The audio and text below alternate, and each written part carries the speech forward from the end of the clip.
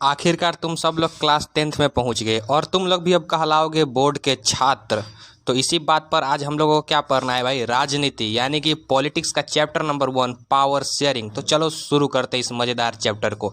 देखो, power sharing का मतलब क्या होता है ना कि पावर को अलग अलग इंस्टीट्यूशन में डिवाइड कर देना। किसी इंस्टीट्यूशन को कुछ पावर दे देना, जैसे कि जुडिशियरी को जितना भी न्याय के काम है वो सब उसके पास उसका पावर है। लेजिस्लेटिव का जितना भी लॉ वगैरह बनाने का काम है उस सब का पावर लेजिस्लेटिव के पास है। एग्जीक्यूटिव के पास अलग पावर है। तो इस तरीके से पावर को अलग अलग इंस्टीट्यूशंस में डिवाइड कर देना ही कहलाता है पावर शेयरिंग।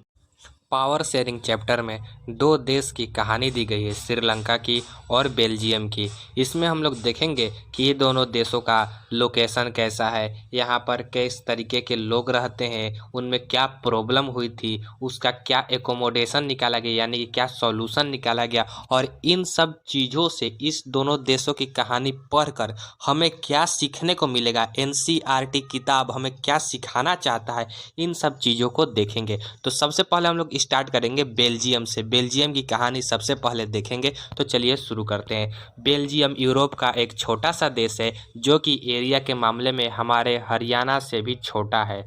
इसकी पॉपुलेशन 1 करोड़ से थोड़ी सी ज़्यादा है, यानी कि हरियाणा के पॉपुलेशन से लगभग आधी पॉपुलेशन इस पूरे देश की है। ठीक। बेल्जियम का जो कैपिटल है वो ब्रसेल्स है। बेल्जियम फ्रांस, नीदरलैंड, जर्मनी और लग्जमबर्ग के साथ अपना बॉर्डर शेयर करता है। यहाँ की जो इथनिक कंपोजिशन है वो बहुत ही ज़्यादा कॉम्प्लेक्स है, मतलब कि यहाँ पर अलग अलग मान्यता को मानने वाले लोग रहते हैं। अब ये तो हो गया ये देश के बारे में कुछ जानकारी जो आपको ज़रूरी है। अब इसका थोड़ा सा सोशल स्ट्रक्चर देख लेते हैं कैसा है। यहाँ पे लोग जो है ना वो लैंग्वेज के बेसिस पर डिवाइडेड है। यहाँ पे धर्म के बेसिस पे नहीं, बल्कि यहाँ पे कौन से लैंग्वेज कौन लोग बोलते हैं इस पर डिवाइडेड है। जब लैंग्वेज के बेसिस पर कोई कम्युनिटी कोई सोसाइटी डिवाइड होती है तो उसको बोलते हैं लिंग्विस्टिक कम्युनिटी। ठीक। तो यहाँ पर लिंग्विस्टिक वेरिएशन है, अलग अलग लैंग्वेज के लोग हैं। तो यहाँ पे 59% लोग डच लैंग्वेज को बोलते हैं और वो लोग जिस एरिया में रहते हैं, जिस रीजन में रहते हैं, उसको बोलते हैं फ्लेमिश रीजन।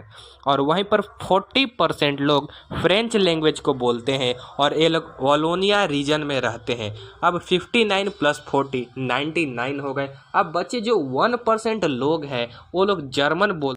दोस्तों, अब हम लोग देखेंगे कि बेल्जियम में आखिर प्रॉब्लम क्या है। तो देखो, बेल्जियम में जो माइनॉरिटी है यानी कि जो फ्रेंच स्पीकिंग कम्युनिटी है वो बहुत ही ज़्यादा रिच है और पावरफुल है, और इसका विरोध कर रहे हैं डच स्पीकिंग कम्युनिटी, क्योंकि इनको इकोनॉमिक डेवलपमेंट का बेनिफिट और एजुकेशन का एक्सेस बहुत ही ज़्यादा पीछे मिला। फ्रेंच स्पीकिंग कम्युनिटी से देर से मिला इनको इकोनॉमिक डेवलपमेंट का बेनिफिट और एजुकेशन, जिससे ये लोग काफ़ी ज़्यादा नाराज है और ये लोग टेंशन में है।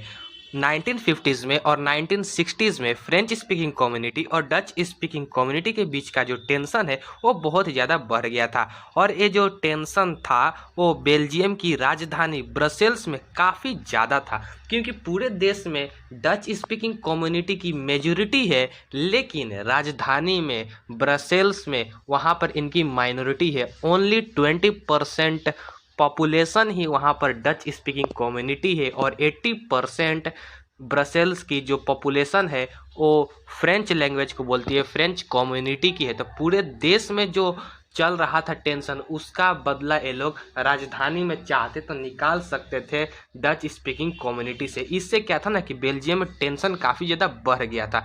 हम आपको इसका सॉल्यूशन या फिर इसका एकोमोडेशन बताएं कि इस प्रॉब्लम का क्या सॉल्यूशन बेल्जियम में निकाला गया, उससे कई ज़्यादा अच्छा होगा कि आप लोग वीडियो को थोड़ी देर के लिए पॉज करो और खुद से सोचो कि आखिर आप लोग बेल्जियम में होते तो किस तरीके का सॉल्यूशन निकालने के बारे में सोचते। बस सोच लिए। आप सुनो, क्या तुम लोगों ने ये सोचा कि देश का बंटवारा कर दिया जाए, एक तरफ डच स्पीकिंग कम्युनिटी रहे, दूसरे तरफ फ्रेंच स्पीकिंग कम्युनिटी रहे, दोनों लोग अपना खाए कमाए, कोई झगड़ा टेंशन नहीं रहेगा। या फिर कुछ लोगों ने ये सोचा कि मेजॉरिटी डच स्पीकिंग की है तो वो जो चाहेंगे वही होगा, माइनॉरिटी को दबा दिया जाए, कोई ऐसा कानून लाया जाए जिससे माइनॉरिटी वाले शांत हो जाए और मेजॉरिटी जो है उसी की सरकार बन जाए, डच स्पीकिंग कम्युनिटी जीत जाए, उनको एजुकेशन लेट से मिला और इस तरीके से लड़ाई झगड़ा हो। तो आपने अगर ये दोनों तरीका सोचा तो बिल्कुल भी गलत है। अगर कुछ और सोचे तो आप लोग कमेंट कर सकते हो।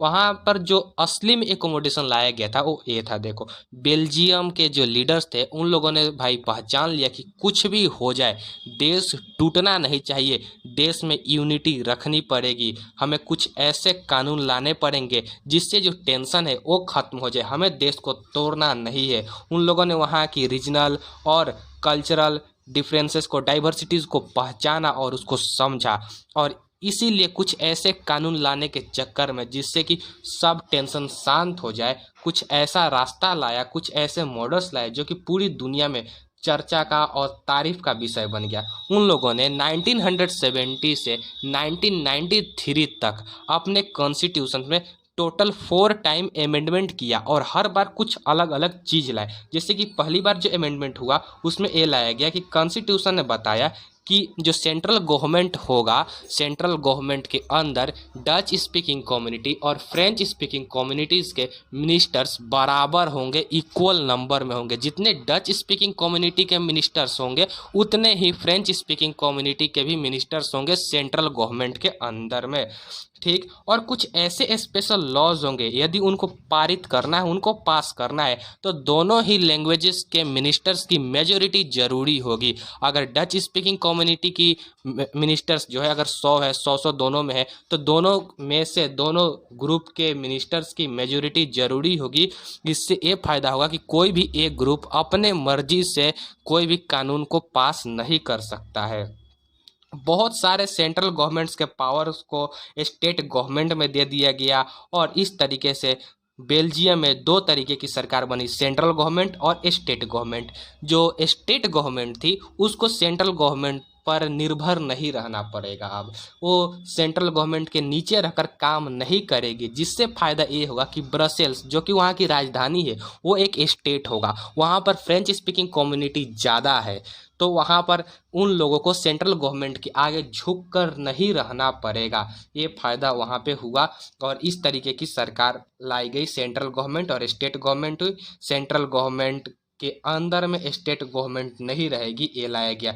ब्रसेल्स में, बेल्जियम की राजधानी ब्रसेल्स में एक अलग सरकार लाएगी जिसमें से दोनों कम्युनिटीज़ के इक्वल रिप्रेजेंटेटिव रहेंगे। फ्रेंच स्पीकिंग कम्युनिटीज़ और डच स्पीकिंग कम्युनिटीज़ के जो रिप्रेजेंटेटिव्स होंगे वो बराबर होंगे। वहाँ की जो फ्रेंच स्पीकिंग कम्युनिटी थी उन लोगों ने इसे इसीलिए एक्सेप्ट किया क्योंकि ब्रसेल्स में 80% लोग फ्रेंच स्पीकिंग कम्युनिटी है। वहाँ पर इन लोगों ने बराबर रिप्रेजेंटेशन इसीलिए एक्सेप्ट किया क्योंकि पूरे देश में, पूरे सेंट्रल गवर्नमेंट में फ्रेंच स्पीकिंग कम्युनिटी को भी आधा मिनिस्टर्स बनाने का क्या बोला जाता है, बेनिफिट दिया गया था कि आप सेंट्रल गवर्नमेंट में आप भी हमारे बराबर मिनिस्टर्स रखोगे। इसीलिए फ्रेंच स्पीकिंग कम्युनिटी ने ब्रसेल्स में इक्वल रिप्रेजेंटेशन को एक्सेप्ट कर लिया। अब सेंट्रल गवर्नमेंट और स्टेट गवर्नमेंट के अलावा एक और तरीके की गवर्नमेंट बनाई गई जिसका नाम हुआ कम्युनिटी गवर्नमेंट। ये इसीलिए बनाई गई, इसमें देखो कम्युनिटी गवर्नमेंट में ना हर लैंग्वेज के अलग अलग लोग रहते थे, ठीक। जैसे कि डच कम्युनिटी गवर्नमेंट में डच स्पीकिंग लोग रहेंगे, फ्रेंच कम्युनिटी गवर्नमेंट में फ्रेंच के रहेंगे। इससे मैटर नहीं करता कि वो लोग किस जगह में रहते हैं, फ्लेमिश में है या फिर वॉलोनिया रीजन में, इससे कोई मतलब नहीं है।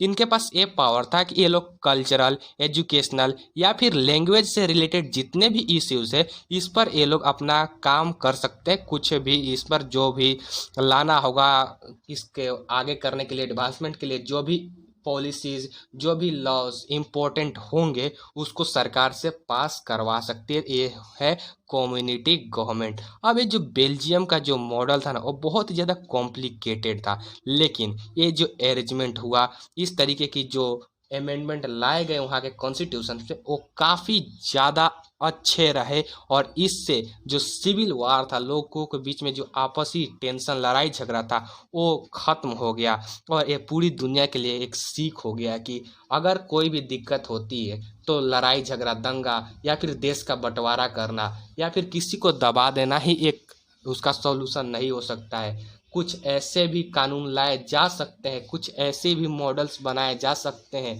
थोड़ी थोड़ी सेक्रीफाइसेस कर कर देश को बचाया जा सकता है। बेल्जियम के लीडर्स ने, बेल्जियम के लोगों ने ये समझा दिया। इसके आगे के टॉपिक को हम लोग नेक्स्ट वीडियो में पढ़ेंगे। तब तक के लिए आप हमारे चैनल को करें सब्सक्राइब, वीडियो करें दोस्तों के साथ शेयर और अच्छी लगी तो करो लाइक।